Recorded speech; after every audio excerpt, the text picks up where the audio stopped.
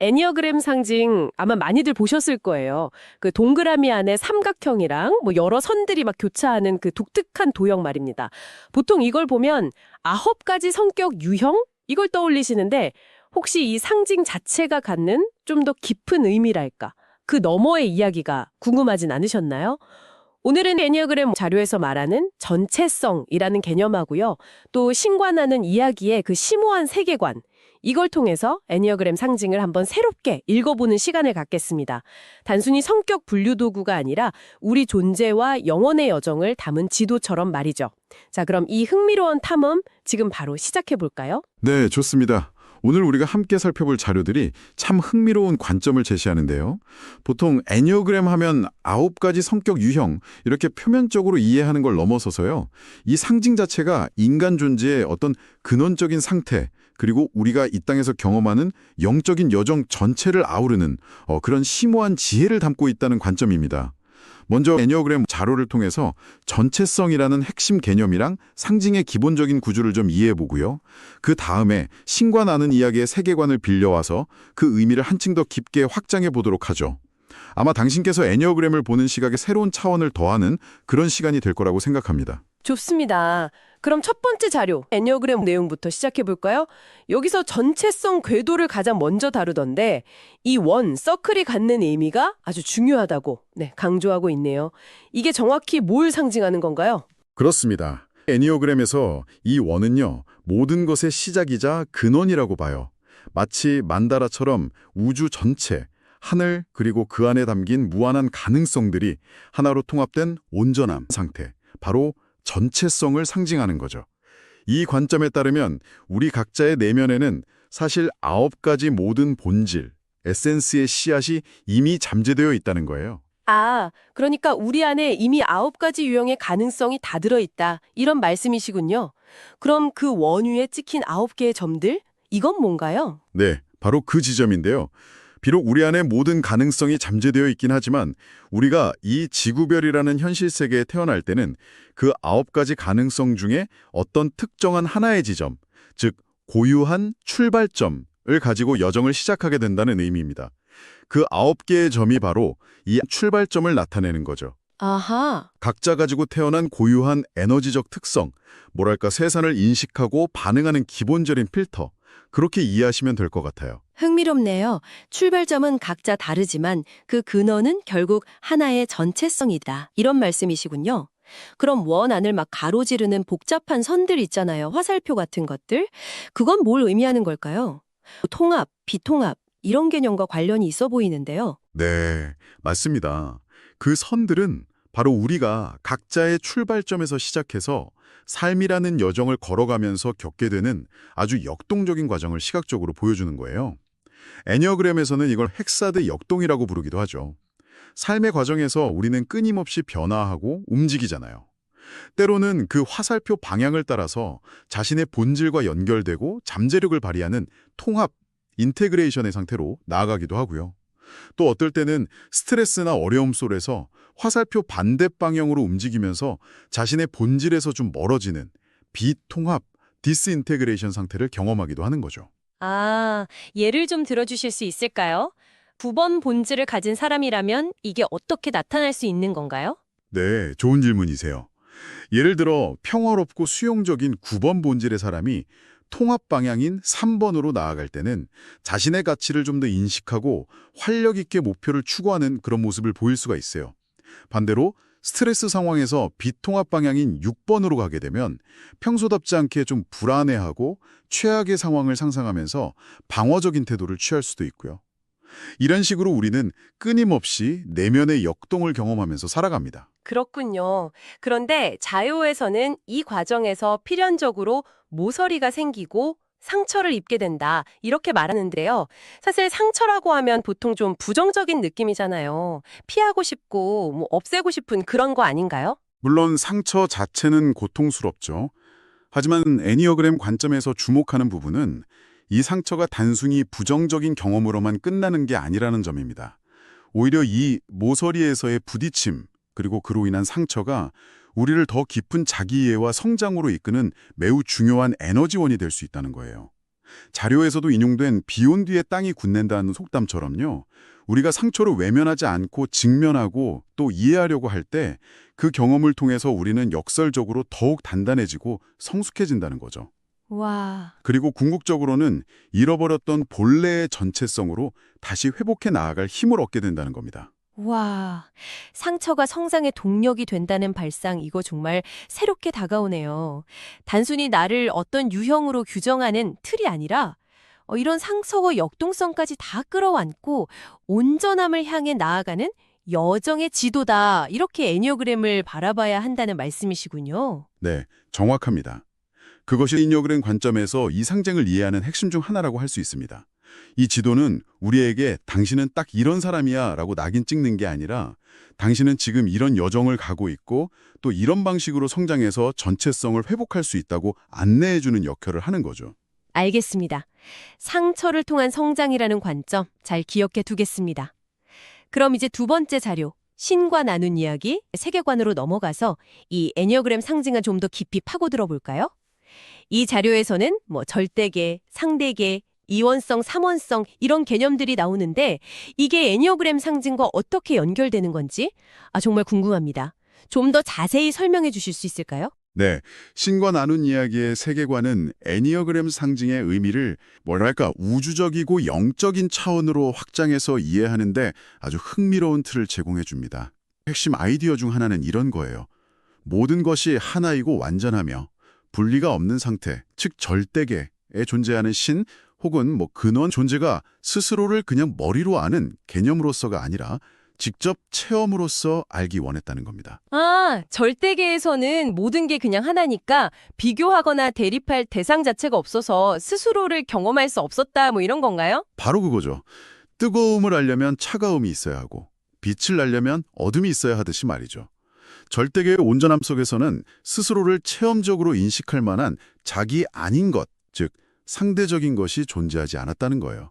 그래서 신은 스스로를 경험하기 위해서 자신을 무수히 많은 조각으로 나누어서 분리와 대립, 비교가 가능한 세상, 즉 상대를 창조했다. 이렇게 설명합니다. 아하, 그럼 우리가 살고 있는 이 물질 세계, 우리의 이 삶 자체가 바로 그 상대계에서의 체험 무대다. 이 말씀이시군요. 네, 맞습니다. 그리고 이 관점에 따르면 영혼은 본래 자신이 그 신성한 근원의 일부, 즉 신성 그 자체임을 알고 있었지만 이 상대계로 들어오면서 그 사실을 의도적으로 망각한 상태로 여정을 시작한다고 해요. 왜냐하면 이미 모든 것을 아는 상태에서는 진정한 체험과 발견의 기쁨이 없기 때문이죠. 자, 이제 이 세계관을 애니어그램 상징에 한번 겹쳐보면 아주 흥미로운 그림이 그려집니다. 네, 기대됩니다. 어떻게 연결되나요? 먼저 애니어그램 상징의 가장 바깥쪽 테두리, 그 원 있잖아요. 이게 바로 그 모든 것의 근원, 분리 이전의 온전함, 하나됨, 즉 절대계를 상징한다고 볼 수 있습니다. 모든 가능성이 내재된 순수한 존재의 상태? 네, 그렇죠. 그렇다면 원 안의 도형들, 헥사드랑 삼각형, 이것들은 상대계에서의 여정을 나타내는 거겠군요. 정확합니다. 원안의 도형들은 영혼이 절대계를 떠나서 상대계로 들어와 겪게 되는 여정의 핵심적인 두 가지 측면을 상징적으로 보여주는 거예요. 먼저 6개의 점을 잇는 불규칙한 선, 헥사드. 이것은 이원성, 듀얼리티의 세계를 상징합니다. 이게 뭐냐면 빛과 어둠, 기쁨과 슬픔, 성공과 실패, 나와 너. 이렇게 모든 것이 둘로 나뉘어서 대립하고 분리되는 상대적인 경험의 장이죠. 우리가 일상에서 맨날 경험하는 그 갈등과 대립, 조포, 씨름의 감정들. 이게 바로 이원성의 체험이군요. 그렇죠. 영혼은 바로 이 이원성의 체험, 즉 자기 아닌 것과의 상호작용과 부딪힘 속에서 비로소 자기 자신이 무엇인지를 구체적으로 경험하고 정의내릴 수 있게 된다는 거예요. 절대계에서는 불가능했던 체험을 통한 자기인식, 이게 바로 이 이원성의 세계에서 이루어지는 거죠.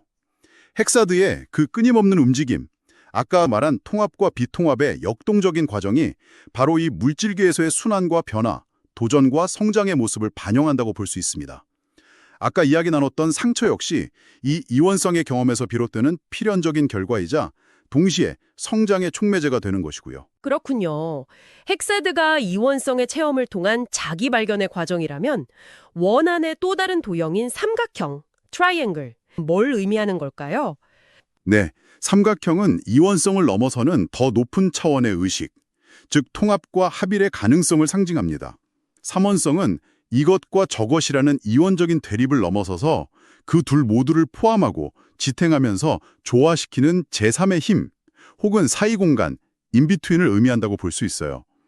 예를 들면 나와 너라는 이원성을 넘어선 우리라는 관점, 또는 선과 악이라는 이분법을 넘어선 어떤 이해와 수용의 관점 같은 것들이죠. 아, 그러니까 이원성의 분리를 경험한 영혼이 다시 근원적인 하나됨으로 돌아가는 길, 그걸 상징하는 거군요. 그렇습니다.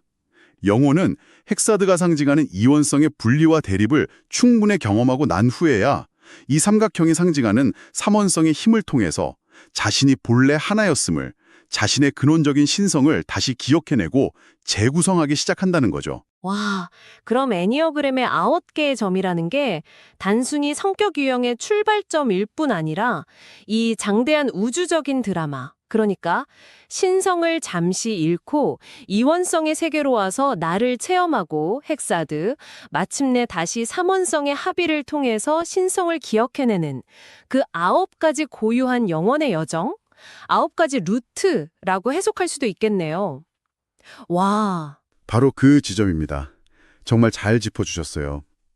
9가지 본질은 단순히 성격 패턴이 아니라 이 위대한 영적 여정을 각기 다른 방식으로 걸어가고 체험하며 신성을 표현하는 신성한 방식 그 자체라고 볼 수 있는 거죠. 각 본질이 가진 고유한 강점과 약점, 또 통합과 비통합의 여정 전체가 바로 이 거대한 그림의 한 부분인 셈입니다. 이야, 정말 엄청난 관점인데요. 그렇다면 앞서 살펴본 애니어그램의 전체성 개념이랑 방금 이야기한 신과 나눈 이야기의 영혼의 여정, 이게 어떻게 하나로 딱 합쳐질 수 있을까요? 두 관점을 통합했을 때 이 애니어그램 상징이 우리에게 궁극적으로 말하고자 하는 메시지는 무엇이라고 정리할 수 있을까요?